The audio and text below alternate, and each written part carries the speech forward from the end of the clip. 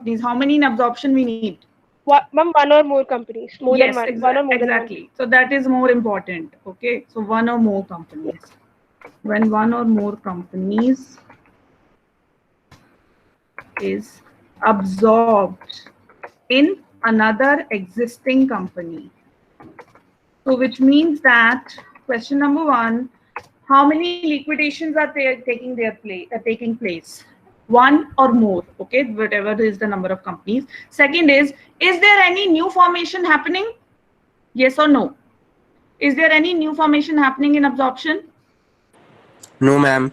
That No, is the ma'am. point of difference, that amalgamation, a new company will be formed, but in absorption, no new company will be formed, right? Yes, ma'am. Let's move on to the third, that is external reconstruction. Or rather, here also I can give you the example of Hindustan Unilever taking over Ponds. And last is external reconstruction. Yes. Who will tell me what is external reconstruction? After Sandra, who do we have? Can Ananya tell me? Ananya Chawla?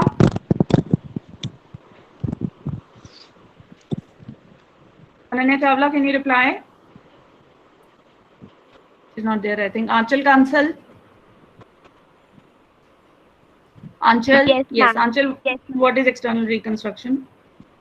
Ma'am, in external reconstruction, a brand new company is formed to take over the business of only one existing company, which is sick or loss making. Yes, only one sick or loss making company liquidates and a new company is formed.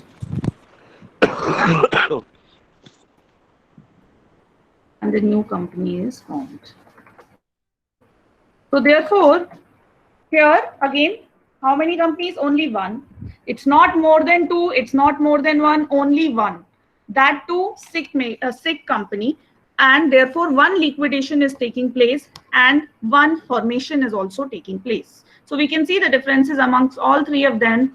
Number of companies, if I talk about amalgamation, two or more companies are liquidating. Absorption, one or more companies liquidating. External reconstruction, only one company is liquidating.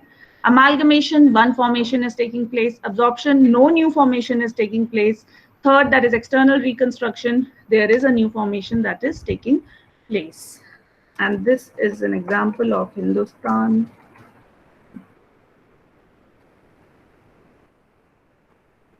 taking over for hands. Okay, so now this was the basic theory of amalgamation, absorption, and external reconstruction. Now talking about the accounting treatment, starting with the accounting treatment, or also one more thing, if you note that in your syllabus that has been added this year is the IND-AS. For amalgamation, the IND-AS is IND-AS 103, which is not known as amalgamation, but known as business combinations. That's point number one. Now let's go ahead and talk about the accounting treatment. For accounting treatment, what I is the treatment that is AS14.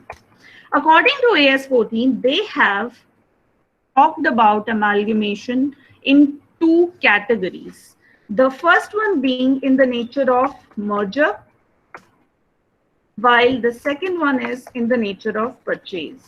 We'll talk about it. Please note, this is only from accounting treatment point of view. As such, merger term has not really been defined anywhere, but from the accounting treatment point of view, we have talked about merger in our classes also, and we have discussed if 5 conditions that I'm going to talk to you about and the ones that you are going to tell me are fulfilled. Yes, you want to say something? Ma'am, can you scroll up for a second? Okay. Now, is it fine? Ma'am, a little more. That's the starting. Started from here, amalgamation. Okay. Thank you. 5 conditions we have to see. If 5 conditions are fulfilled, then it is a merger. All 5, I mean. Okay. Let's talk about each condition one by one. Anisha Bansal, are you there? Anisha Bansal. Aviral, are you there? Aviral? कहाँ चले गए सब? गरिमा?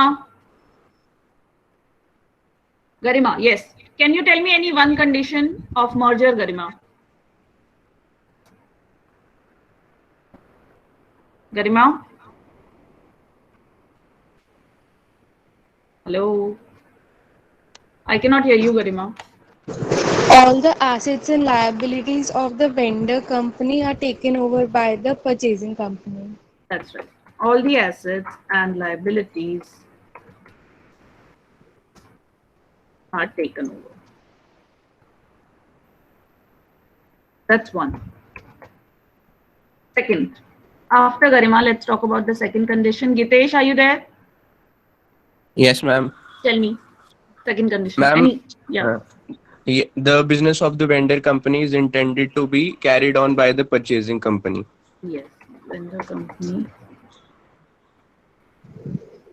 intended to be carried out. Sorry.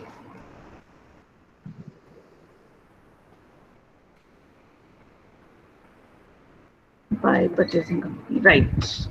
Next, this is the second condition. Third condition, Harshita, are you there? Harshita? Ishika? Yes, ma'am. Batao, batao. Hello. Any one Ma'am, condition of merger. Ma'am, there is no adjustment made in the book value of the asset unless and until the accounting policies are maintained That means assets and liabilities are taken over. at value.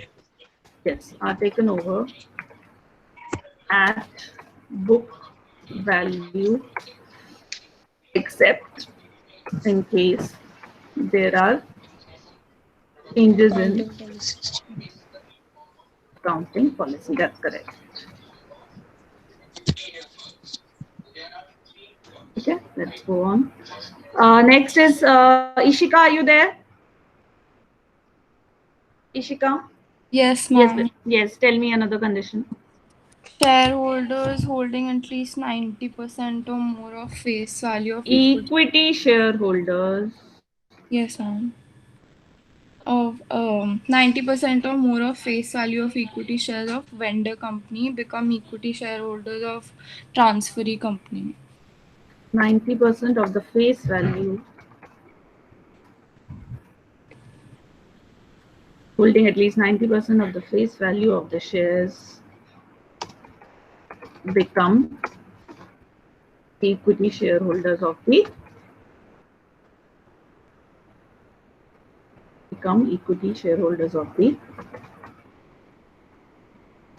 purchasing company. Yes. Last condition we have to discuss. And Kritik, are you there? Kritik Mathur? Yes, beta. Last condition रह गई है, बता सकते हो? And the amount that is due to the equity shareholders of the vendor company should be discharged by the vendee company through the issue of equity shares or the preference shares. Does it also mean, let me clarify, amount to be paid to whom? Only the equity shareholders, right? Or is it any kind of shareholder? Socho. Any kind. Are you sure? Preference share को भी equity share ही दोगे? सोचो थोड़ा. Everyone, can you reply to this? With equity shareholders. Yes, it is equity shareholders. Amount to be paid to equity shares should be discharged. But there are certain exceptions also, which you haven't talked about, Kritik. Discharged in equity shares. Except, what are those two exceptions, anyone? In case of fraction shares and Dissenting shareholders. dissenting. What can they be paid? They can be paid in cash or whatever. Cash. Okay. Cash, actually cash, not whatever I would say. So yes, that is what a merger basically means. If all 5 conditions are fulfilled, it is a merger. Now, and if none of it is fulfilled or all 5, I mean, even if one is not fulfilled, it actually automatically becomes a purchase. Now, 2 points that are very, very important to be discussed here is, what do you mean by a vendor company? Because unless you identify a vendor company and a vendee company, your question might go totally topsy-turvy. उल्टा कर दिया अगर vendor को vendee बना दिया और vendee को vendor, सारा question गलत हो जाएगा. तो सबसे पहले हम क्वेश्चन स्टेप बाय स्टेप कैसे करते हैं. सबसे पहले हम अपने पास लिखते हैं वेंडर कंपनी कौन सी है और वेंडी कंपनी कौन सी है. So let me give you a case and then I will ask you all this. Let's say A and B is there. A liquidates and is absorbed by B. I repeat, A liquidates, मैं लिख रही हूँ यहाँ पे, liquidates and is absorbed by B. Now the question, anybody can answer, whoever wants to answer can unmute himself or herself. एक minute रुक जाओ, question पूछने दो, रुक जाओ, सबर रखो. So yeah, A liquidates and is absorbed by B. My question is, who is vendor? Anybody answer? Ma'am B. Ma'am A. Ma'am, A is the vendor company. A is the vendor company. And who is vendee company? B is the vendor company. Okay. In simple terms, अगर आपको ये याद नहीं होता है, बहुत simple है. Vendor कौन होता है? सब्जी देने वाला आता है. वो सब्जी वाला जो होता है वो अपनी सब्जी बेच रहा होता है ना, और आप सब्जी खरीद रहे होते हो. आप वेंडर हो कि वेंडी हो? अगर आप सब्जी खरीद रहे हो, वेंडी हो. तो बस जो कंपनी खरीद रहा है वो है वेंडी ओब्लिक परचेजिंग कंपनी. और कोई वर्ड है उसके लिए तो बताइए. एक वर्ड और है, परचेजिंग कंपनी. और क्या बोल सकती हूँ उसे? Transferee company. ट्रांसफरर. ए कौन बोला है ट्रांसफरर? नारायण ट्रांसफरर है वेंडी? ट्रांसफर ही बोला. अच्छा, हम ट्रांसफर ही बोला. रिकॉर्डिंग में पता चल जाएगा. चलो, ट्रांसफरी, ठीक है. Which also means that vendor कौन हो गया? वेंडर कौन हो गया? Transferor company. बिल्कुल सही. ये यहाँ पे थोड़ा वो हो गया तो उसकी वजह से इसको मुझे नीचे ले जाना पड़ेगा, नहीं तो कंफ्यूजन हो जाएगा आपको. इसको ऐसे ले जाते हैं, इसको यहाँ ले जाते हैं, और ये बन गया हमारा. ठीक है. तो वेंडर था हमारा A और परचेजिंग कंपनी थी मेरी B. और वेंडर को मैं और भी क्या कहती हूँ? Transferor company. ध्यान रखना भाई, क्वेश्चन में कुछ भी हो सकती है टर्म, आपको ये आइडेंटिफाई करना ही पड़ेगा क्वेश्चन में, चाहे ना भी पूछाऊं तो भी करना पड़ेगा.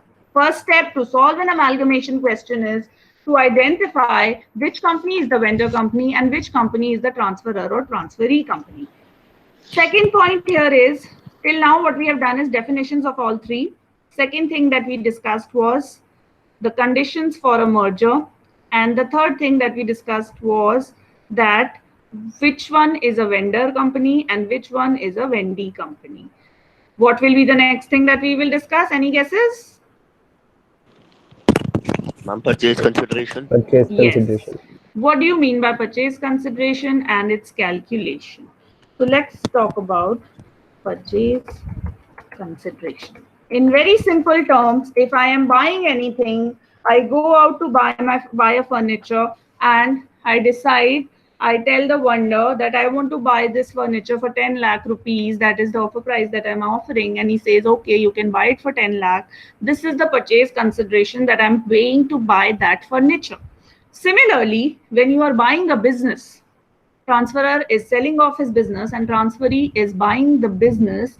The person who is buying, that is transferee, will be paying certain amount. This amount is the consideration, that is the consideration in simple terms for buying the business. It also means that it is the amount that you are going to pay to whom? Anybody? ये amount आप किसको पे करोगे? Owner कौन है company का? बोलिए. Equity shareholders. And preference shareholders also. And preference shareholders. Yeah. So this is the amount due to be paid to the shareholders. कैसे भी पे करो, किसी भी तरीके से तुम उन्हें पे कर सकते हो, किस तरीके से पे करोगे दैट इज इमटीरियल, बट जैसे भी पे कर रहे हो, जो भी अमाउंट पे कर रहे हो वो है, ये सिंपल टर्म्स में, लेमन की टर्म्स में बात कर रहे हैं हम, ये है हमारी परचेज कंसिडरेशन। मैं अब इसके बाद बात करने वाली हूँ कैलकुलेशन ऑफ पीसी की।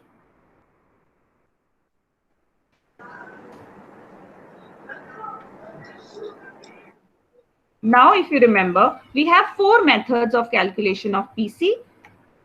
First one being lump sum method. Second, net asset method. We'll discuss each one of it. Next, net payment. And last, intrinsic or swap value. Lump sum, the easiest, which also means never going to be asked in your question paper. But if you're lucky enough, you might get it. Just because you are the batch of COVID-19, you might get lucky and an easy paper. So you might get lump sum. Okay, anyway, so lump sum is the amount, like I said, मैं furniture company में गई, मैंने बोला भाई 10 लाख का मुझे खरीदना है, vendor ने बोला acceptable, deal done, 10 lakh is the lump sum. So it is in the question going to be written that a business is purchased for 10 lakh rupees. Therefore, it is the amount that you have to pay. कोई calculation करने की जरूरत ही नहीं पड़ेगी आपको lump sum method में. Next, let's come to net asset method. Net asset आपने 12th में भी किया है. आखिर ये net asset होता क्या है? इसका मतलब क्या है? Anybody? Simple terms, what do you mean by net asset? Ma'am, it basically just refers to the excess value of all your assets over the external liabilities of the company. That's right. मतलब basically liabilities. मेरे जो भी land, building etcetera etcetera मैंने उन सबको add किया, उनमें से मैंने जो माइनस की मेरी लायबिलिटीज, डिबेंचर्स या क्रेडिटर्स वगैरह, तो इफेक्टिवली मेरी वैल्यू ऑफ द बिजनेस तो यही है ना. ओवर एंड अबव जो लायबिलिटी है वो मेरी वैल्यू ऑफ द बिजनेस है, सिंपल टर्म्स में. तो जब वो कहता है कि भाई नेट एसेट बेसिस पे कर रहे हैं, तो मतलब आपने एसेट्स माइनस एक्सटर्नल लायबिलिटीज करना है और उससे आपके पास आ जाएगा calculation of purchase consideration. But इसमें कुछ बहुत सारे पॉइंट्स है, इतने सिंपल नहीं है. सबसे पहली बात कि जब मैं एसेट माइनस लायबिलिटीज करने लगती हूँ, तो एसेट्स में जैसे कि मैं गुडविल ऐड करती हूँ, लैंड एंड बिल्डिंग करती हूँ, मशीनरी ऐड करती हूँ, फर्नीचर करती हूँ, स्टॉक करती हूँ, डेटर्स करती हूँ. Now first question, what about fictitious assets? Will I be adding fictitious assets? उससे पहले क्वेश्चन ये, fictitious assets होते क्या हैं? Fictitious assets होते क्या हैं? Fictitious का मतलब है नकली. लेमन टर्म में fictitious तो नकली ही है ना. आप मुझे fictitious asset का कोई एग्जांपल दे दीजिए. Preliminary expenses. ठीक है, एक हो गया प्रिलिमिनरी एक्सपेंस, एक हो गया क्या डिस्काउंट ऑन इशू भी आपका ये है कि नहीं है fictitious? Yes, ma'am. ठीक है, तो जैसे डिस्काउंट बोल दिया मैंने. अब देखो ना, बहुत सिंपल सी बात है. अब जो बाकी एसेट्स देख रहे हो आप, आपके पास डेटर्स है, कैश है, उसमें तो आपके पास कुछ है, वो आपका एक एसेट है. ये जो आप डिस्काउंट की बात कर रहे हो, ये जो आप प्रिलिमिनरी एक्सपेंसेस की बात कर रहे हो, मेरे पास कुछ है क्या? कोई एसेट है क्या? टेक्निकली कुछ भी नहीं है. ठीक है, तो ये नकली एसेट कहते हैं हम इसको. तो पहली चीज कि जब भी मैं कैलकुलेशन करूंगी पीसी का, तो मैं हाँ जी बोलो मैम. एडवर्टाइजमेंट सस्पेंस अकाउंट भी आएगा फिक्टिशियस एसेट्स में? हाँ, एडवर्टाइजमेंट वो डेफर्ड वाला. Yes ma'am. हाँ, वो आएगा. ठीक है, तो फिक्टिशियस एसेट में इसका मतलब ये है, fictitious assets will not be added asset. अब क्वेश्चन ये, अगर वो मैं ऐड नहीं करूंगी एसेट में, तो उन्हें कहाँ ले जाऊंगी? एनीवन? क्योंकि बैलेंस शीट में तो वो मेरे एसेट में शो हो रहे हैं. उनको मैं स्ट्रेट अवे ट्रांसफर करूंगी शेयर होल्डर अकाउंट में. Equity share holder will be transferred. जब क्वेश्चन करेंगे you will understand. In equity share holder, उनका एक तरह से प्रॉफिट हो गया ये होल्डर अकाउंट. ठीक है, और बताइए. उसके बाद अब जब मैं नेट एसेट कर रही हूँ, अब क्वेश्चन ये आता है कि एसेट को मैं टेक ओवर किस वैल्यू पे करूं भाई? Ma'am at agreed value. Agreed value. अगर क्वेश्चन में सपोज तो एग्रीड वैल्यू दी हुई है. अब जैसे मैंने आपको क्या बोला, मैंने बोला फर्नीचर की ये वैल्यू है भाई, ठीक है, एक्चुअली 10 लाख है. वो कहता है नहीं भाई, मैं तो 11 लाख से कम लूंगा ही नहीं. तो जो वैल्यू अग्रीड होगी उसी पे एक्चुअली आप डील करोगे ना, चाहे वैल्यू उसकी कितनी भी हो। आप इतनी सारी चीजें खरीदते हो, पेन खरीदते हो, ड्रेस खरीदते हो, मैंगो का जैकेट खरीदते हो, उसकी एक्चुअल वैल्यू कितनी और आप पे कितना कर रहे हो। सो सिमिलरली यहाँ पे भी हम क्या करेंगे, यहाँ पे हम फाइंड आउट करेंगे कि भाई यहाँ पे मुझे कौन सी वैल्यू पे एसेट लेना है, एसेट या liability. Let's say assets and liabilities to be taken over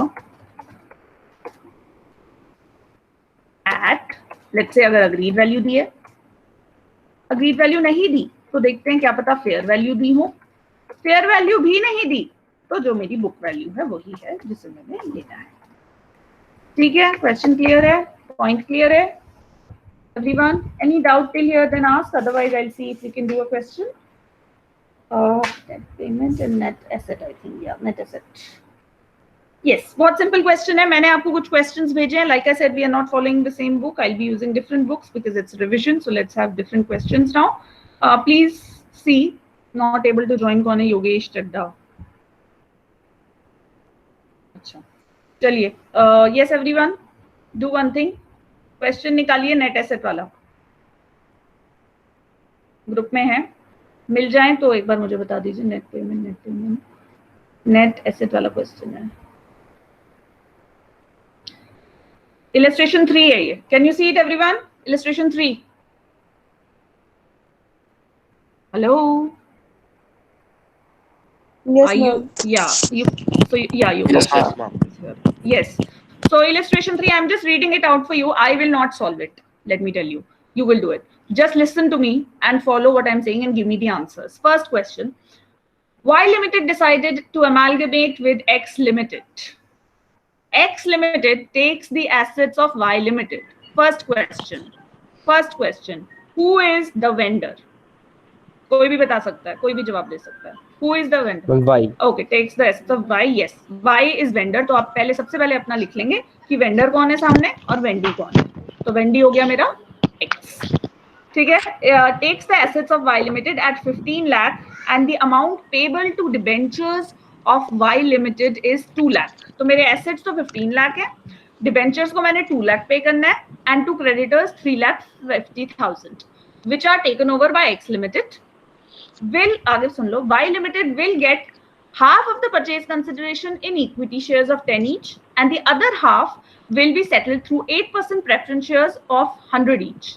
Ascertain the amount of consideration and its settlement in the above case of amalgamation. You have 2 minutes, please answer. 2 minutes में पूछूंगी मैं answer इसका। I'll be back in 2 minutes. Be ready with the answer.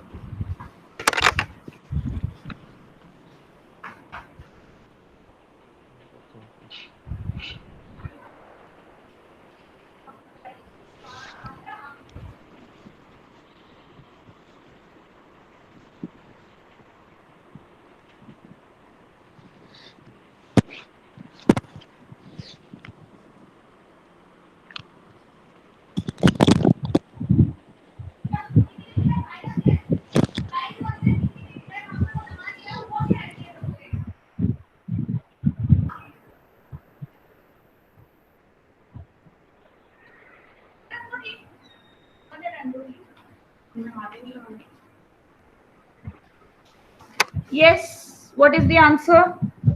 Class? 9,50,000. ये तो एक part हो गया of the answer Narayan, दूसरे पार्ट का क्या जो उसने लिखा है कि वो। हाँ मैम इक्विटी शेयर्स देने 47,500 इक्विटी शेयर्स at 10 each. ठीक है 4,750 preference shares. हाँ ठीक है। Yes. Anybody has a doubt in the question? Please ask. No ma'am. Clear है? बहुत सिंपल लिया मैंने, बहुत ही सिंपल लिया अभी। ओके, कुछ कॉम्प्लिकेट नहीं किया चीज। तो अब चलते हैं हम, इसमें कुछ भी नहीं था, फिक्टिशियस एसेट भी नहीं था सच एंड ऑल, तो कोई प्रॉब्लम नहीं। अब आगे चलते हैं नेट पेमेंट मेथड पे। एक बार नेट पेमेंट मेथड में हम एक फॉर्मेट फॉलो करते हैं ताकि हम सही करें कैलकुलेशन। और let me clarify this also to section A. तुम्हारा जो क्वेश्चन था उसमें क्या प्रॉब्लम थी कि आप लोगों ने परचेज कंसिडरेशन निकाली थी और नीचे क्या लिखा हुआ था, या तो फॉर्मेट चलो फॉलो ना करो कोई बात नहीं, उससे कुछ नहीं होता, लेकिन एटलीस्ट तुम ये बोल रहे हो कि इक्विटी शेयर होल्डर को शेयर्स दिए। अरे कौन से शेयर्स दिए ये तो लिखो, लिख रहे हो इक्विटी शेयर को 50,000 शेयर्स इशू है, कौन से वाले? जब क्वेश्चन में दिया हुआ इक्विटी, इसीलिए फॉर्मेट बनाया जाता है। आप लोग बहुत बोलते हो ना कि मैम फॉर्मेट के बिना कर ले, कर लो फॉर्मेट के बिना, कटवा लो नंबर अपने। कट गए ना नंबर, कितने लोगों के कटे? इतना इजी क्वेश्चन था। वो जो मैं बोल रही थी वहां पे बार बार कि this has not been mentioned, उसके बाद मुझे कमेंट कर रहे हैं कि मैम नहीं मैंने लिखा है, मैंने परचेज कंसिडरेशन में लिखा है। अरे भाई अपना आंसर खोल के देख तो लिया करो बोलने से पहले। इसीलिए आई एम सेइंग हम एक फॉर्मेट फॉलो करेंगे। क्या फॉर्मेट फॉलो करेंगे? ये देखिए, लिखेंगे यहाँ पे payment to payment in working note, मतलब कैलकुलेशन भी कह सकते हो इसे आप, एक तरह से कैलकुलेशन ही कह लो बेशक। And finally amount. इसका मतलब क्या है? जस्ट लाइक मैं यहाँ पे दिखा देती हूँ आपको, जो असाइनमेंट मैंने सेक्शन ए को दिया था, देखा तो आपने भी होगा, आप सबको दिख ही रहा था। यहाँ से देखते हैं, ये रहा असाइनमेंट, ये रहा, ये देखो यहाँ। A Limited will issue 50,000 equity shares of 10 each at 12 to the equity shareholders of B Limited. Third, A Limited will issue 2,000 10% preference shares of 100 each at par to the preference shareholders of B Limited. मेरे format में सबसे पहली चीज थी payment to. यहां से मुझे बताइए पेमेंट टू में क्या आएगा, किसको पेमेंट कर रही हो? बोलो। Ma'am equity share holders first and then preference share holders. तो ये पहला करते हैं, ये है इक्विटी शेयर होल्डर, तो मैं पहले पे कर रही हूँ इक्विटी शेयर होल्डर को। सॉरी, एक्सेल में करने की जरूरत नहीं है, वर्ड पे कर लेते हैं, एक्सेल में भी कर सकते हो आप। So payment is to equity share holder, ठीक है। दूसरा पॉइंट देखते हैं, ये 2000 preference shares at par to preference share holder, तो दूसरा हुआ प्रेफरेंस शेयर होल्डर को पे कर रही हूँ। पेमेंट इन में क्या है? यहाँ हमने देखा इक्विटी शेयर्स में पे कर रही हूँ, और पेमेंट टू में क्या है? सॉरी अगेन, इसमें नेक्स्ट वाले में प्रेफरेंस शेयर्स को मैं प्रेफरेंस शेयर्स में ही पे कर रही हूँ। Any doubt please ask. तो करो कैलकुलेशन। देखो ये रहा क्वेश्चन, ये रहा क्वेश्चन यहाँ पे, एक सेकंड, ये लीजिए। बताइए इक्विटी शेयर होल्डर का अमाउंट बताइए पहले तो, ये वाला। मैम 6 लाख। 50,000 इंटू, मेरे को कैलकुलेशन भी दिखानी है ना। कई लोगों ने ये भी स्मार्टनेस किया, वो भी नहीं दिखाएंगे, सीधा आ जाएंगे आंसर पे। इसीलिए स्टेप्स के ही मार्क्स होते हैं। ये हो गया और ये हो गया मेरा 6 लाख। प्रेफरेंस शेयर होल्डर का बताओ। प्रेफरेंस शेयर है 2000 into 10, simple. 2000 into 100।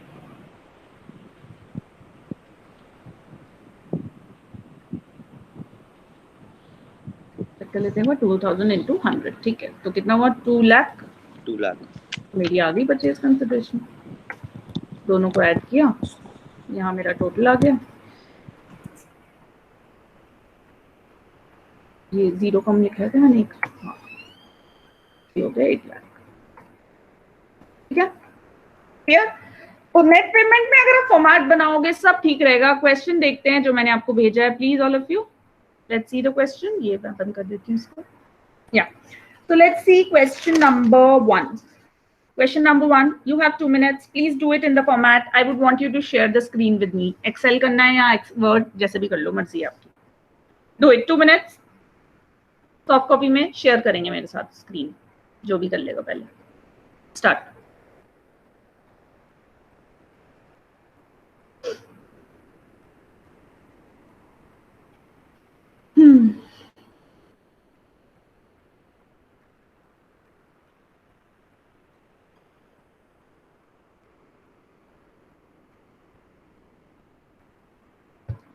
First question, I want your answer and I want to see your solution, please.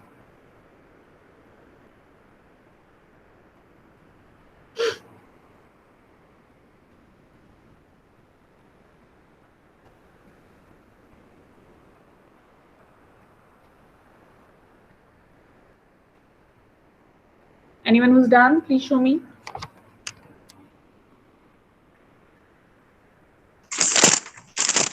Ma'am answer तो 2 लाख है बट मैंने एक्सेल में नहीं किया है।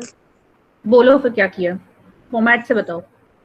Ma'am payment to share equity share holders in equity shares of ₹12 each 10,000 into 12 1,20,000।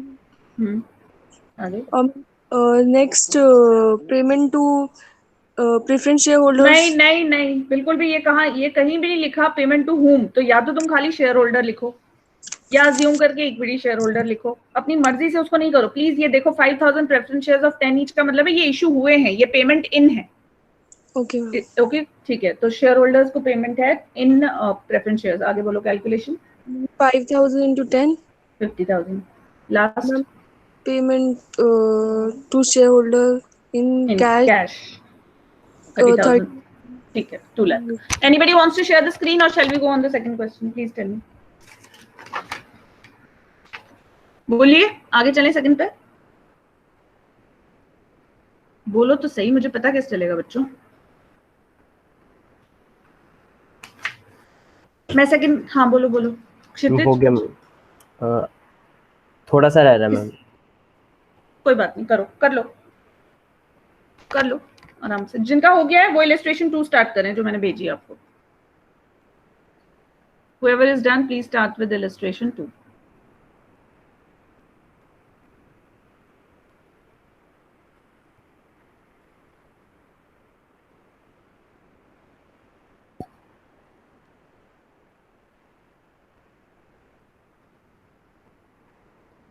I am reading illustration 2 because there are a few things I want to clarify. Kashi Limited, which is having 60,000 equity shares of 10 each, it is taken over by Om Limited. Om Limited agrees to make the following payments. Cash at 15 per share for every share held in Kashi. Pehli baat. Issue 1 share of 10 each at par for every 2 share held in Kashi. Discharge of 2,50,000 10% debentures of Kashi Limited at 10% premium by issuing 11% debentures in Om Limited at par, and 40,000 cash to creditors of Kashi Limited in final settlement of their account. बहुत important, please everyone concentrate here. Narayan क्या बोलना था, unmute क्यों किया था? Ma'am गलती से हो गया। ओके चलिए, अब यहाँ पहले 2 पॉइंट तो मुझे दिख रहे हैं भाई, मैं शेयर होल्डर को पेमेंट कर रही हूँ। मैंने जब डिफाइन किया आपके लिए परचेज कंसिडरेशन, बहुत क्लियरली बोला है ये पेमेंट है जो कि आप शेयर होल्डर को दे रहे हो, क्योंकि शेयर होल्डर से आप बिजनेस खरीद रहे हो। अब आप डिवेंचर होल्डर को क्या पे कर रहे हो, क्रेडिटर्स को क्या पे कर रहे हो, पे नहीं कर रहे हो, उसको टेक ओवर कर रहे हो, उससे कोई मतलब नहीं है, कोई मतलब नहीं है। और ये क्वेश्चंस में आपको कंफ्यूज करने के लिए डिवेंचर की पेमेंट और क्रेडिटर्स की पेमेंट और लायबिलिटीज की पेमेंट भी दी जाएगी, वो परचेज कंसिडरेशन का पार्ट नहीं है, वेरी क्लियरली। ठीक है, any payment made for the satisfaction of liabilities should not be included in the amount of purchase consideration. क्यों? तुम डिवेंचर होल्डर से खरीद रहे हो क्या बिजनेस? क्रेडिटर्स से खरीद रहे हो क्या बिजनेस? तो उनको आप क्या दे रहे हो, वो परचेज कंसिडरेशन का पार्ट कैसे हो गया? ठीक है, सो एक और बार बोल सकते हो? एनी पेमेंट मेड हाँ, any payment made for the satisfaction of liabilities, any payment made for the satisfaction of liabilities मतलब एग्जांपल हो गया आपका debentures, creditors etcetera, debentures, creditors etcetera, should not be included in the amount of purchase consideration. Should not be included in the amount of purchase consideration. अब मैंने आपको ये बताया है तो प्लीज इलस्ट्रेशन 2 देखिए और मुझे ये बताइए, यहाँ पे 4 पॉइंट्स हैं। इन 4 पॉइंट्स में से सैंड्रा आपसे ही पूछूंगी because you asked the doubt, so it will be better. Sandra, yes ma'am. Yeah you have 4 points in front of you in illustration 2 जो मैंने अभी रीड आउट किए। मुझे ये बता दो इन चारों पॉइंट्स के लिए को मैं परचेज कंसिडरेशन में यूज करूंगी या नहीं? मैम डिबेंचर्स वाला यूज नहीं होगा। ठीक है, और कोई? Third point? हाँ, थर्ड नहीं होगा, और फोर्थ होगा? मैम क्रेडिटर्स वाला भी नहीं होगा, फोर्थ वाला भी नहीं होगा। क्लियर हो गया, इसीलिए आपको ये पॉइंट बताया था। तो अब करिए question. 5 minutes you people have, please do it, try to do it in Excel। वैसे अब तो आपको एक्सेल कर ही लेना चाहिए, कोई पता नहीं है, ऑनलाइन पेपर हो जाएगा बच्चों आपका, प्रिपेयर्ड रहो। चलिए do it, 5 minutes you have।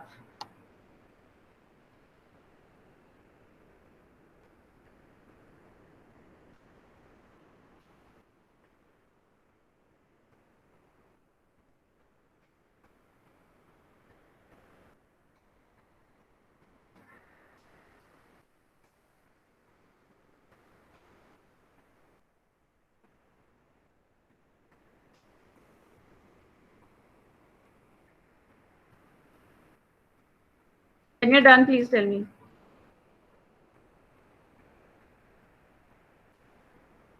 Ma'am done. Excel में नहीं किया। पहले मैंने तो एक्सेल में Done, ma'am. एक्सेल में किया। Yes ma'am. Yes, ma'am. देखो फिर शेयर स्क्रीन करो भाई कोई। एक सेकंड, कौन है नाम बता दो जो भी शेयर कर रहा है एक बार। शांभवी। क्या नाम है फिर से बोलना बेटा। शांभवी। ओके शांभवी, करना जरा शेयर स्क्रीन। कृतिक कर रहा है आई थिंक। चलो कोई बात नहीं, कृतिक को करने दो, उसका स्क्रीन दिख रहा है मुझे। Can all of you see Kritik screen?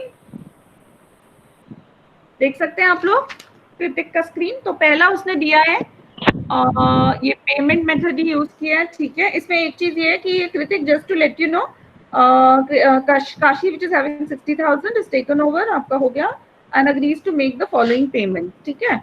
तो यहाँ पे आप ये भी लिख सकते हो, क्योंकि पेमेंट 2 में आपने कुछ नहीं लिखा है, यहाँ पे आप अज्यूम करके इक्विटी शेयर होल्डर या शेयर होल्डर भी लिख सकते हो खाली छोड़ने की जगह। काशी सॉरी कृतिक, हिलाओ मत, हिल रहा है तुम्हारा स्क्रीन? हाँ अब ठीक है। सो ये हो गया, कैश का इसने पेमेंट दिया है कृतिक ने, जो हम देख रहे हैं। अब भाई ये कैश का कौन सा पेमेंट दिया? कैश फॉर शेयर होल्डर्स है, ठीक है। 15 into 60,000, परफेक्ट, 9 लाख। टोटल क्यों नहीं है भाई कृतिक इसमें? ये कैसी परचेज कंसिडरेशन कैलकुलेट की है? दूसरा शेयर्स का उसने दिया है, दैट इज आपका 60,000 शेयर्स है, हर 2 शेयर पे 1, सो 60,000 divided by 2 into 10 is 3 lakh. Total तो कर दो कृतिक, 9 lakh plus 3 lakh, 12 lakh should be the answer, ठीक है। यहाँ पे इन दोनों को टोटल करके सम कर दो। Okay Kritik? Yes, good, fine, clear everyone?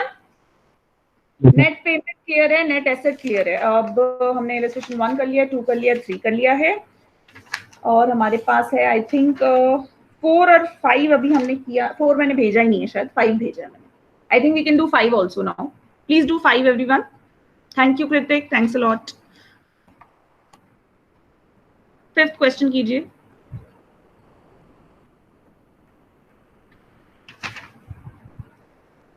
All of you, please.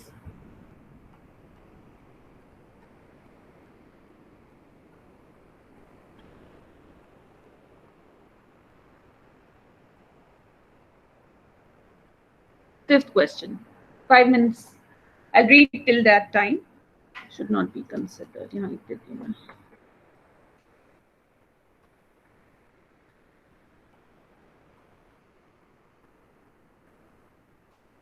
Okay.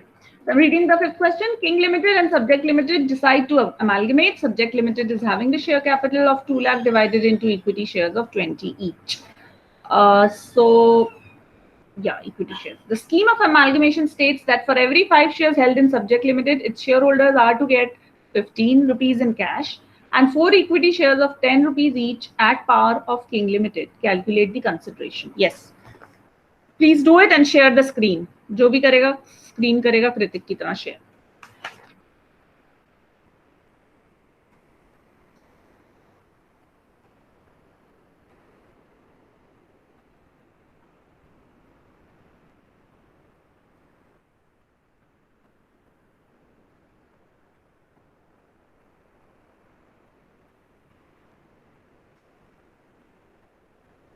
Ma'am done. Who is it? Shambhavi. Can you show the screen now, Shambhavi, please? 1 minute.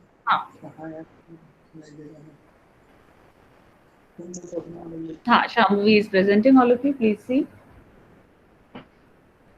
Ma'am, is it visible? हाँ, it is visible. ठीक, थोड़ा सा अगर बड़ा हो जाए तो चलो कोई बात नहीं, चलेगा। अच्छा, मैं ये जानना चाहती हूँ शाम्भवी, इसमें तुमने ना लिखा है पेमेंट टू शेयर होल्डर। अब देखो शाम्भवी, यहाँ पे पेमेंट टू शेयर होल्डर की जगह क्या मैं इक्विटी शेयर होल्डर नहीं लिख सकती? यहाँ पे तो उसने आई थिंक क्लियरली बोला है 2 lakh divided into equity shares of 20 each, तो इक्विटी शेयर्स ही हुए ना? Yes ma'am. ठीक है, पहली चीज तो ये होगी। स्क्रीन नहीं दिख रहा है शाम्भवी, ब्लैंक आ रहा है। हाँ, ये ठीक है, ठीक है। सो शेयर होल्डर की जगह एक तो इसे कर लो इक्विटी शेयर होल्डर, यहाँ भी और यहाँ भी। उसके बाद है इसका पेमेंट आ रहा है, कैश में दिया है शाम्भवी ने। देखते हैं calculation. 10,000 divided by 5 into 15, that's perfect. And equity shares हैं आपके 4 by 5 into 10,000 into 10, that is 80,000। Yes, PC is 1,10,000। Is it clear everyone? Clear है? ठीक है, चलिए लास्ट पे आते हैं। उसको बहुत आराम से करेंगे, मतलब समझ लेंगे क्वेश्चन के थ्रू, उसको बाद में अंडरस्टैंड करेंगे। एक, क्योंकि वो बहुत ही सिमिलर है। Intrinsic value method, intrinsic value का मतलब क्या है? Over and above the liabilities, which in short actually means the net asset that you have. So net asset divided by the number of equity share, by the number of shares is actually the value of a share. In short, her share की value आप निकालते कैसे हो? अगर आप valuation of share की भी बात करो, कैसे होता है वो? एसेट में से लायबिलिटी माइनस करते हो, divided by number of shares करते हो, आपके पास आ जाता है भी इतनी है मेरी शेयर की वैल्यू। तो स्वैप रेशियो या इंट्रिंसिक वैल्यू में होता क्या है? सिंपली होता तो नेट एसेट मेथड ही है, पहले इंट्रिंसिक वैल्यू निकल जाती है नेट एसेट मेथड से। और फिर स्वैप क्या होता है? स्वैप क्या होता है कि भाई करंटली वेंडर के कितने जो है वैल्यू है शेयर्स की, सो लेट्स से वेंडर की शेयर्स की वैल्यू है ₹20 और वेंडी की शेयर्स की वैल्यू कितनी है? 30। तो वेंडर को जो एक शेयर होल्ड कर रहा है जिसकी ₹20 की वैल्यू है, मैं कितने शेयर्स इश्यू करूं वेंडी की? In short that is what swap means. Just understand the meaning, आगे हम क्वेश्चन में इसको यूज भी करेंगे, ठीक है? Fine. So I don't know, you want me to continue या मैं इसको यहाँ खत्म करूं? आप बताइए, जैसे आप बोलेंगे मैं वैसे ही करूंगी। बोलिए, यू डिसाइड। बोलो बोलो, आप लोग बोलो, जो बोलोगे वैसे ही करना है, क्योंकि इसके बाद फिर एक मेथड ही बचा है, खत्म कर देते हैं। फिर से बोलो सेकंड वाला पॉइंट। हाँ, ये स्वैप वाला ना, इंट्रिंसिक वाला, समझ क्वेश्चन के थ्रू ही आएगा। क्वेश्चन अभी मैं नहीं कराऊंगी, क्वेश्चन जब मैं क्वेश्चन कराऊंगी ना तब कराऊंगी, because I don't want too much of confusion right now इतने पॉइंट्स के बाद। बट मैं पॉइंट समझा देती हूँ। इंट्रिंसिक वैल्यू होती क्या है? इंट्रिंसिक वैल्यू सिंपल सी बात है, एक शेयर की कितनी वैल्यू है।